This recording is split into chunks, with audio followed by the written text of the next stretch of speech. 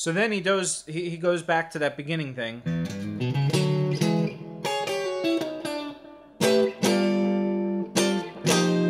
And here he does that same dominant 9 shape that we just did on the F sharp, but he does it on the A. Then he does a G.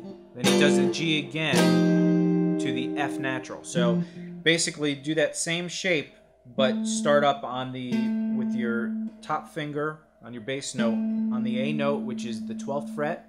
Then you go down to the 10th fret, and then you go down to the 8th fret. So that whole thing is.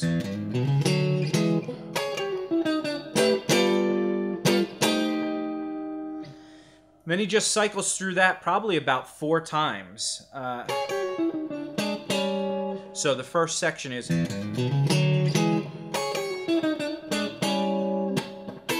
And the second section is. And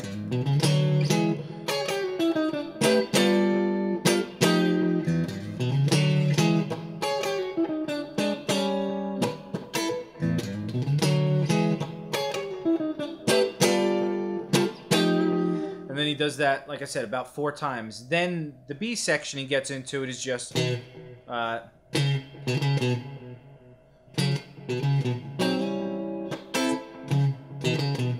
And that's just bouncing between, on the A string, the 2nd fret and the 4th fret. So you start on the 4th fret.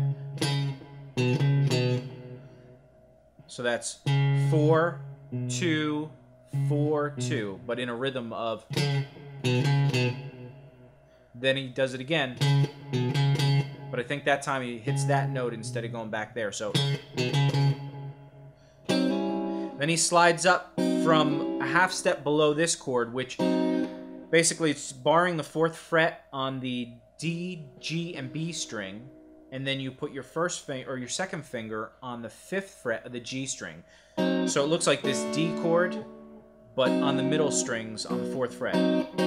And you slide that up a half step. So from the 4th fret with your first finger, slide up to the 5th fret.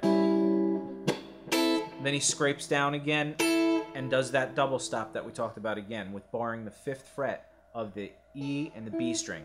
So that whole thing is.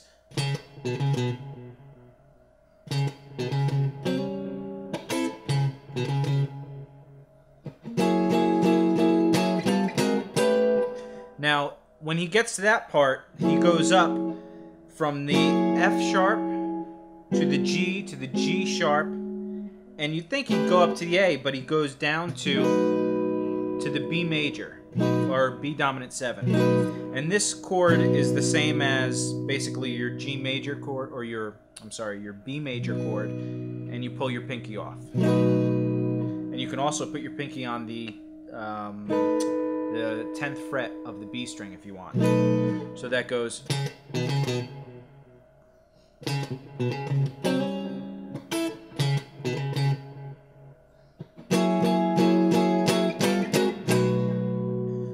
Then he just sits on that chord. Then he goes up chromatically again on this. So it's going from your 7th fret, 8th, 9th, and landing on the D note, the 10th fret. Then he sits on that chord. Then it goes to a G7 chord, which you could play either there or you could play down here. Then it goes to an F sharp 7, which again you can play here if you want, and I think that's where he's playing it because he gets into that again. So that whole thing is.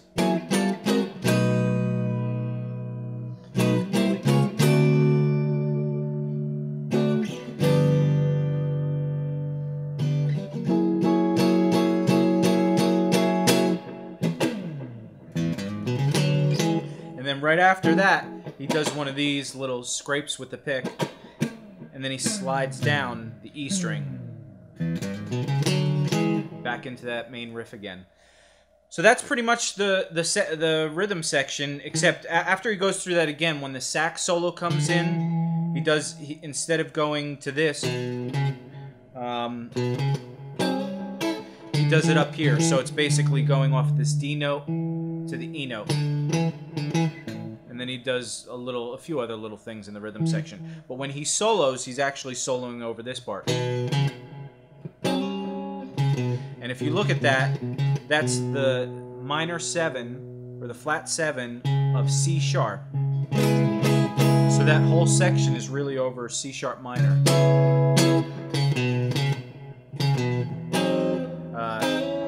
And that chord is obviously, let me go over a few of the chords. So that chord shape there, let's start at the beginning. So these two shapes could be thought of as like a D major to an E major, or a D dominant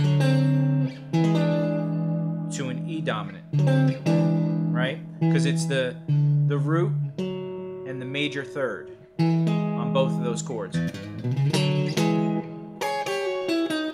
if you look at that walk down, if you're thinking of C minor pentatonic, that's just that pattern. I don't know if it's the 5th pattern, I think, because this is the basic first pattern you learn, and it's the one behind that. So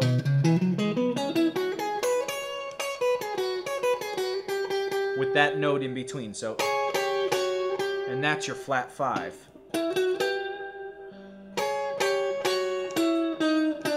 And then it just walks down chromatically, really, on the next string. And then when it goes to, so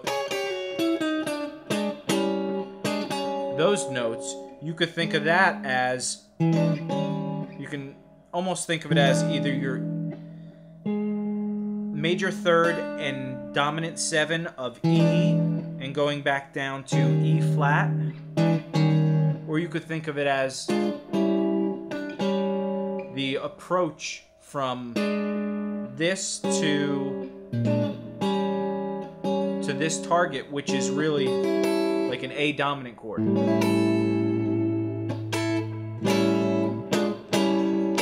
Right?